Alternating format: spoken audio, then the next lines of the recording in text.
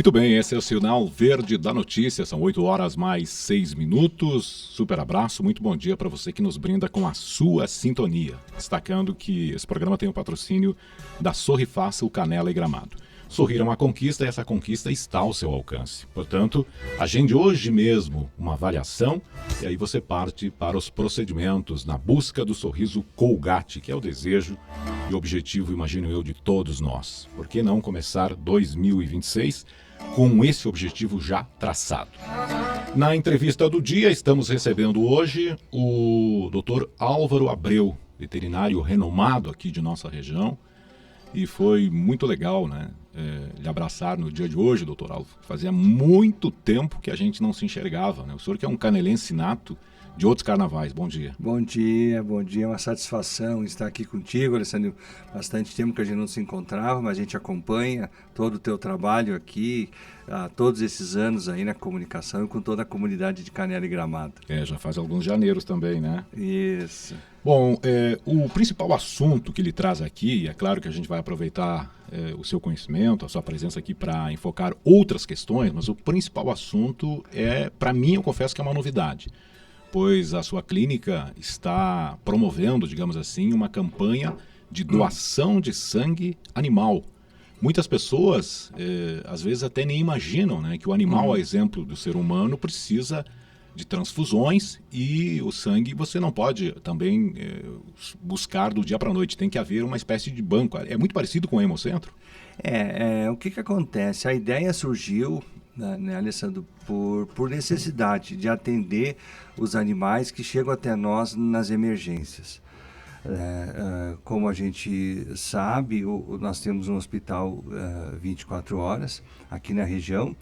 Então, a gente acaba sempre atendendo animais em situação de acidente ou de alguma doença que tem a necessidade de receber sangue ou precisam de uma transfusão.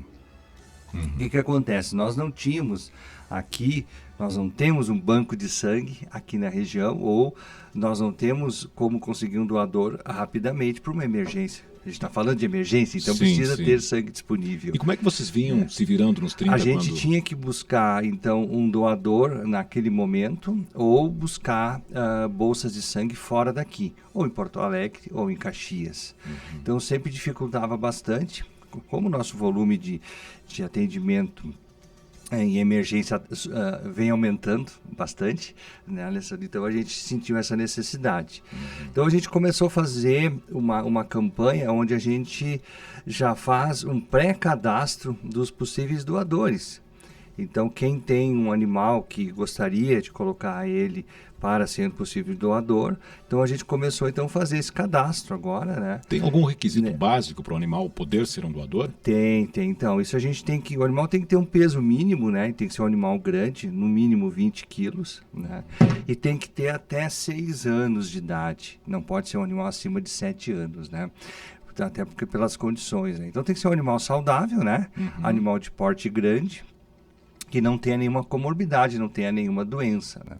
Perfeito. Na medida que esse animal passa por essa triagem, ele passa por um check-up e vê se ele está em condições de ser o doador. A clínica faz essa avaliação. Então, a clínica faz e ele fica, então, disponível para ser doador no momento que há necessidade. E a quantia de sangue subtraído é de acordo com o tamanho dele? De acordo com o tamanho. Normalmente 200, 400 ml de sangue, meio litro, dependendo do tamanho do animal. E é só para cães ou gatos também? Não, gatos também. Gatos também. E o gato é mais difícil, né?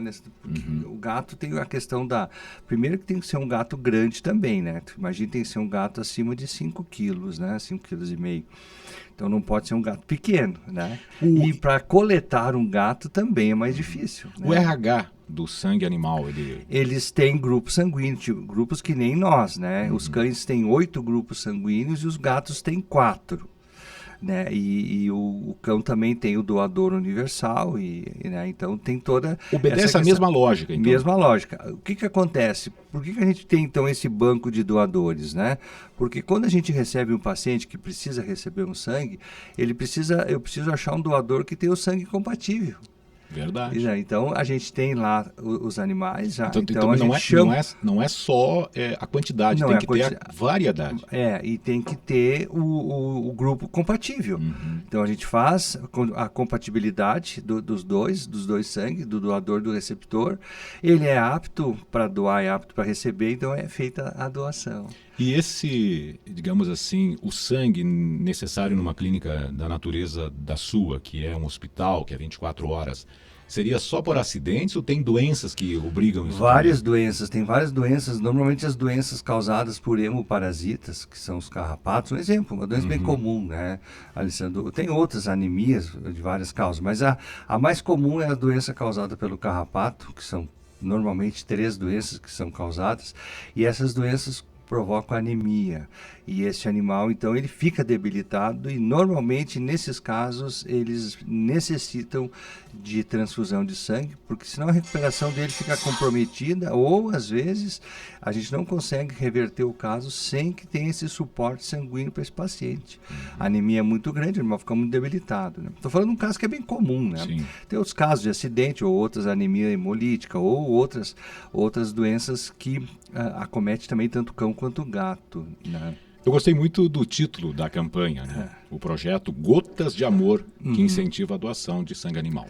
Exatamente. Gotas de Amor é porque, com certeza, né, é uma satisfação, né? Claro que o animal, né, que está doando, ele não está entendendo a ação, mas sim, ele passa a ter um controle da gente também. O responsável por esse animal também está fazendo uma boa ação, né? E tem uma contrapartida da clínica. Exatamente. Né? Então, o que a gente consegue, né? A gente consegue a contrapartida hoje para esses animais que estão no banco de doação. A gente conseguiu, com parcerias, as vacinas anuais, tanto a raiva como a múltipla viral, sem custo, gratuita, né? E o controle de parasitas também desses pacientes durante o ano, né? E sem falar numa consulta grátis também. Ele vai receber, claro que ele vai receber. Que vem prévia quando ele você vai analisa, receber né? o check-up e o exame de sangue também sem custo. Então esse animal passa a ser monitorado porque a gente tem que controlar sempre que se esse animal está em condições, está bem, não está com imunidade baixa, ou seja, se ele está compatível e em condições de doar, né? Perfeito. E outra coisa importante, né, Alessandro, essa é uma dúvida que todo mundo tem. Quanto tempo eu posso fazer uma nova coleta, né? Eu coletei, ele doou sangue agora, né? Quanto que ele pode doar de novo? Normalmente em torno de 3 a 4 meses para fazer uma nova doação. Então não pode ser uma doação recorrente. Muito frequente. Muito frequente. Né? Pessoas que estão nos ouvindo e se interessaram, né? Só porque, felizmente, o mundo pet tem adquirido muitos envolvidos, né, nesse movimento, enfim. Qual é o que a pessoa faz? Ele pode entrar em contato conosco, né? A gente tem a nossa colega, a veterinária patologista, ela que vai passar todas as orientações, vai fazer a primeira triagem, né, desse paciente para ver se ele está em qualquer uma das clínicas ou aqui em Canela ou Gramado? Qualquer uma das duas, tanto Nova Petrópolis quanto em Canela, as duas. Então, a partir daí a gente faz então essa avaliação, ver se o animal está atende essas condições, né? E daí a partir dali ele entra no programa, né? Então a partir dali ele está apto a possivelmente ter a doação. Né, Alessandro, é importante também ressaltar que agora a gente vai entrar numa nova fase. Então a primeira fase a gente fez, então, aliás, foi uma campanha que teve uma repercussão muito grande. Nós não imaginávamos que tivesse tanta assim aceitação, as pessoas gostaram, então nos procuram diariamente para disponibilizar algum animal da casa, enfim, para ser doador. Então a gente está muito satisfeito com isso, né? E importante que a gente está fornecendo também o sangue para outras clínicas e outros consultórios, outros veterinários, né, Alessandro? Essa é a ideia, né? Tanto que agora, em função da demanda, a gente vai começar a gente não tem ainda um armazenamento, a gente vai fazer o banco de sangue já com com o concentrado de hemácias refrigerado, para ter já disponível sem precisar fazer a coleta próximo do período da transfusão. Vai ter um estoque. Vai ter um estoque, exatamente. Perfeito. Então a gente está agora, a segunda fase do projeto vai ser ter em estoque armazenado, né, a quantidade necessária, tanto de sangue de cão quanto de gato. Sim, e de acordo com o seu RH, evidente. Exatamente, com o seu grupo sanguíneo, né, para estar compatível com a doação. Doutor Alvo, tem um ouvinte que pergunta aqui, no caso de doação de sangue de gatos, é feito uma espécie de anestésico na hora da doação? Isso depende. Se o gato é tranquilo, a gente tem os dois casos. O gato é super tranquilo, e até porque o volume de gato é bem menor de coleta, né? Então, às vezes, o gato é possível fazer tranquilamente. Tem alguns casos que é feito algum tipo de tranquilizante para ele ficar mais calmo para ser coletado o Demora sangue. quanto tempo, mais ou menos, o ato de retirada? Depende a quantidade. Normalmente, meia hora, 1 hora no máximo é feita a coleta. O procedimento todo. O procedimento. Bom, o senhor, como eu falei no preâmbulo inicial, é talvez um dos veterinários mais antigos, né? Mais velho, mais antigo aqui da praça. Então o senhor é uma pessoa super indicada para responder. Como é que o senhor tem visto esse comportamento que vem se alterando nessa relação pet-humano, humano-pet? Olha, como tu falaste, né? Eu atuo aqui em Gramado e Canela há 38 anos já. Então eu vi 38 anos. Então eu acompanhei esse mercado, a evolução toda do mercado. Né, Alessandro, desde o período onde o animal, o cão, ficava lá na rua amarrado, numa corrente. Comia resto de almoço. Comia resto do que sobrava, né, e não tinha nunca acesso em casa, e depois esse animal foi indo para casa, ele foi indo para próximo da sala, sofá, e agora ele está na cama junto com as pessoas, né? Então só isso já ilustra bastante a mudança de comportamento, né? Então a gente brinca, né, que o cão e o gato, às vezes, ele não é mais um membro da família, às vezes ele é o membro mais importante da família. A gente brinca, né? Então essa relação está muito próxima, né?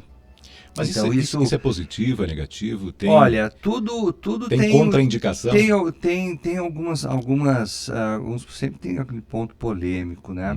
O lado positivo disso, que o animal está sendo bem tratado, a gente tem muito menos casos de maus tratos, ainda tem, mas tem muito menos, então, ou seja, o animal hoje... Ontem mesmo, né, a imprensa noticiava na praia, né? Exatamente. Um caso lá na praia que... Aquele caso daquele cão lá, aquilo é um absurdo. Teve também essa semana passada, eu li aqui nesse programa, um camarada que colocou uma pedra no pescoço do animal e jogou ele num açude, com o intuito de afogá-lo. Exatamente. Ainda tem, infelizmente, a gente tem ainda, né? Mas também a gente tem que ver o lado do outro lado, né? Quantos animais tem hoje que são bem atendidos, são adotados, né? Tem muito menos animais em condições de vulnerabilidade ou em rua do que nós tínhamos, né? Então esses animais estão muito próximos, e à medida que eles estão muito próximos das pessoas, eles também estão recebendo mais cuidado, recebem mais vacinas, fazem mais exames e, consequentemente, vivem mais, né, Alessandro? Hoje a longevidade do cão e gato aumentou bastante. Os gatos hoje vivem tranquilamente 15 anos, 17 anos, 20. Quando o senhor começou lá na veterinária, era bem menos, né? Principalmente o gato de vida livre, que a gente chama, que é gato acesso à rua, era 6, 7 anos. Né? Então hoje nós temos pacientes com 20, 22 anos. Né? Tem gato que ultrapassa 20 anos. Tem, com certeza. E os cães? Os cães também, né? Hoje um cão de porte grande, que nós tínhamos média de 7 anos, 8 no máximo, hoje nós já estamos com 13 anos de média. Né? Isso é bastante. Então esse cuidado aí é muito... realmente é a parte positiva disso. Né? Claro, né, que a gente tem alguns casos onde o animal está sendo humanizado demais, né? O animal aí que eu queria chegar. Exatamente. Então a gente sempre orienta, né, que o animal ele tem que ter vida ou de gato, de cão, né? Porque ele tem os seus instintos. Tem né? seus instintos, e a gente, como ser humano pensante, né, a gente tem que respeitar isso, né? Então é importante que ele tenha vida, que ele não seja, né, um exemplo, por exemplo, o animal tem que caminhar, o animal tem que se movimentar, a gente tem que respeitar o espaço dele, né, a convivência dele, inclusive com outros animais da espécie. Então tem vários fatores aí que a gente tem que sempre ficar atento ali para que ele tenha uma vida de cão ou de gato. Né? Isso é importante. Muito bem. 8h20. Este é o Fatorama. Está conosco aqui o Dr. Álvaro Abreu, da Clínica Álvaro Abreu. A única 24 horas da nossa região aqui, né? Exatamente. O único hospital, né? A gente tem um atendimento, né, Alessandro? A gente tem uma equipe hoje de 23 veterinários. Tem ambulância, né? A gente tem transporte, também tem ambulância, né? E a gente tem os exames todos disponíveis. A gente tem um laboratório hoje que atende a região, né? E esse laboratório hoje consegue fazer exames num espaço de tempo bem curto. Isso ajuda bastante no diagnóstico, né? E na rapidez. Todos os exames têm disponibilidade. Todos os exames a gente tem disponibilidade de fazer. Qual é o mais comum no dia a dia da clínica lá, doutor? Exame de sangue, todos eles, né? Para identificar alguma patologia, tanto o hemograma quanto os bioquímicos, esses são exames que são feitos de rotina, né? Outra coisa que é inegável é a evolução que teve a sua área, né? Exatamente. A gente acompanhou, eu acompanhei, tive a felicidade de acompanhar esse mercado, né? Outro dia eu estava relembrando com um colega, em Gramado, quando eu comecei, eu não tinha estética, não tinha, nem dava um banho e nem fazia um tosa em cães, né? Não tinha raio-x, não tinha nada. Nós começamos e trouxemos todos os serviços que hoje tem aqui na nossa região. Então, o que deixa a gente muito feliz é que hoje, né, Alessandro, nós aqui na região acompanhamos essa evolução nacional, principalmente, e que hoje a gente consegue atender os pacientes, fazer todo tipo de procedimento que só centros grandes têm condições de fazer. Então a gente conseguiu evoluir, conseguiu trazer equipamento. Quer dizer, Gramado e Canela tem qualquer tudo que atendimento. Precisa, né? Tanto que agora saiu um ranking dos maiores hospitais do Brasil, né, que é uma publicação feita pela indústria e pelo mercado pet, não é pesquisa de opinião, não, é dados técnicos da indústria e do mercado da indústria envolvida, né? Nós estamos entre os 100 maiores hospitais do Brasil. Rio Grande do Sul só tem 2, nós e a Pet Support Porto Alegre. Porque a gente atende uma região, a gente tem o que a região precisa, a gente consegue atender as necessidades da região, né? Num período constante, né? Sempre aberto ali, sempre atendendo. Né? Não, isso é bom também para os turistas que aqui aportam, né? Porque a gente sabe que com muita frequência, nessas visitas, nesses passeios que eles fazem, levam consigo os seus pets. E na eventualidade da necessidade de um atendimento, 24 horas. Né? A gente percebeu nos últimos tempos um grande número de pessoas viajando com os animais. Então hoje quem viaja que hoje carro... na rede hoteleira tem uma recepção para isso. Né? Exatamente. Tem hoje os hotéis que são chamados pet friendly, que recebem os cães, né? Cães e gatos.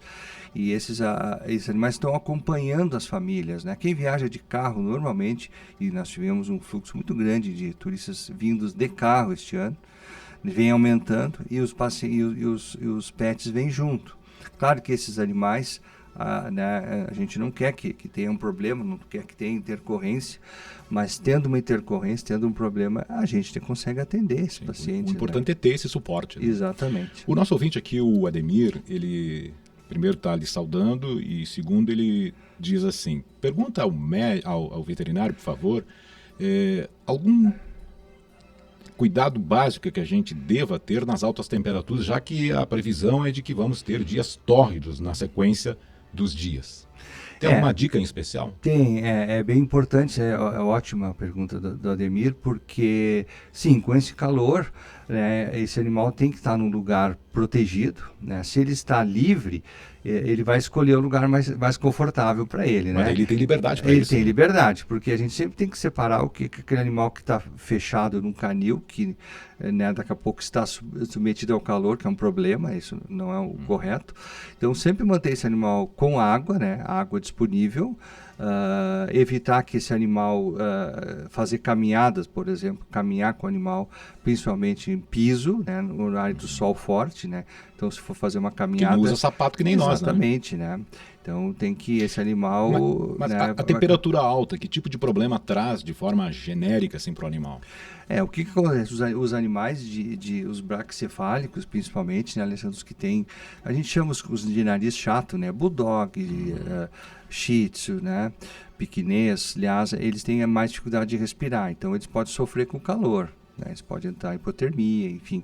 Então, esse a gente tem que cuidar bastante, né? Obviamente, não deixar o animal dentro do carro, tem que deixar num lugar que tenha uma temperatura agradável, confortável, com circulação de ar e evitar caminhadas no período de sol. No período mais crítico. Exatamente. Perfeito. Álvaro Abreu aqui conosco, entrevistado do dia do nosso programa Fatorama, aqui na Verdes Campos FM. Eu lembro que Canela, em especial, e eu até resgato esse assunto porque eu sei que o senhor participou de forma ativa desse processo, teve um período que me parece, veja bem, isso não é uma informação técnica, é um mero achismo, diminuiu o número de cães de rua. Eu lembro que uma vez a própria prefeitura contratava empresas dessa natureza, né, das clínicas, para fazer o recolhimento. Hoje tem a questão do SEMPRA também, que tem uma atuação interessante. Mas, ao seu ver, o senhor acha que as cidades nossas aqui diminuíram o número de cães de rua?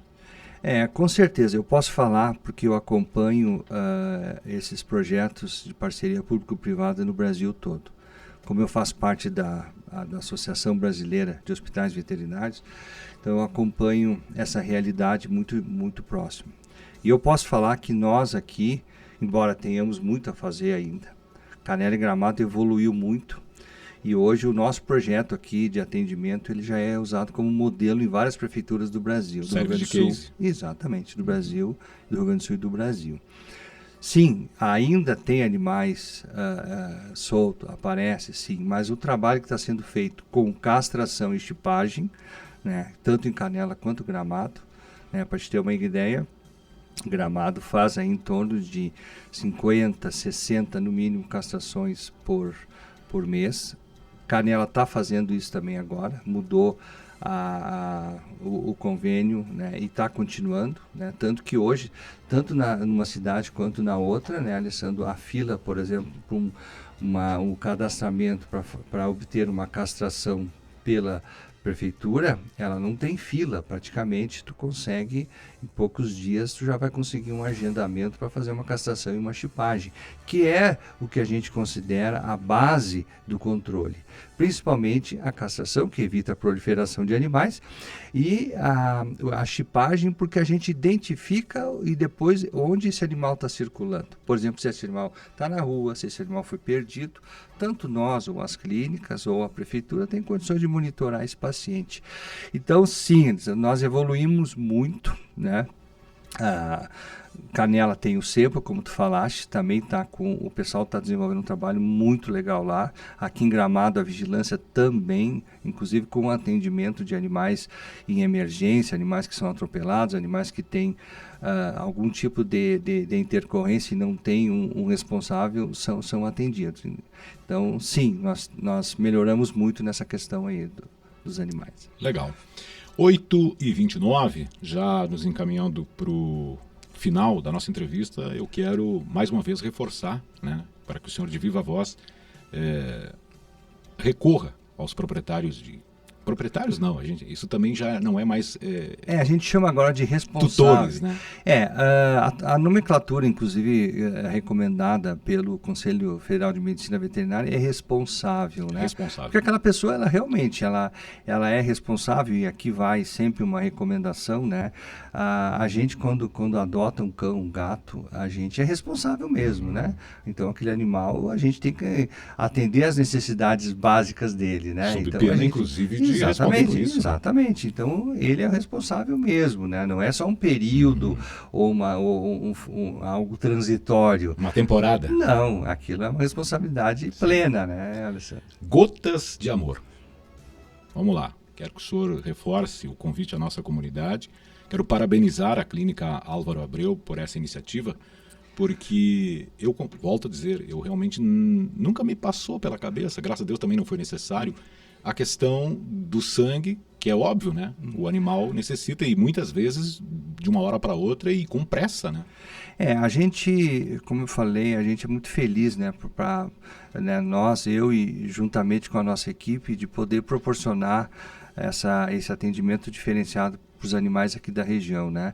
E esse projeto ele é muito, muito bacana porque ele envolve as pessoas, né? Ele envolve a comunidade e todo mundo se sente satisfeito, né? Em ajudar a salvar uma vida, né? Então eu acho que esse envolvimento da comunidade, do responsável, do paciente, né? Então eu acho que esse envolvimento de todo mundo, eu acho que é o que fica de positivo desse nosso projeto inovador aí.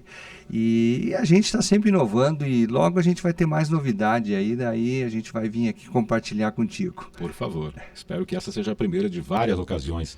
Então, se você tem um animal, quer ser doador, quer participar da campanha, entre em contato com uma das clínicas. Pode ser a de Nova Petrópolis, pode ser a de Canela Gramado, que fica aqui na avenida, né?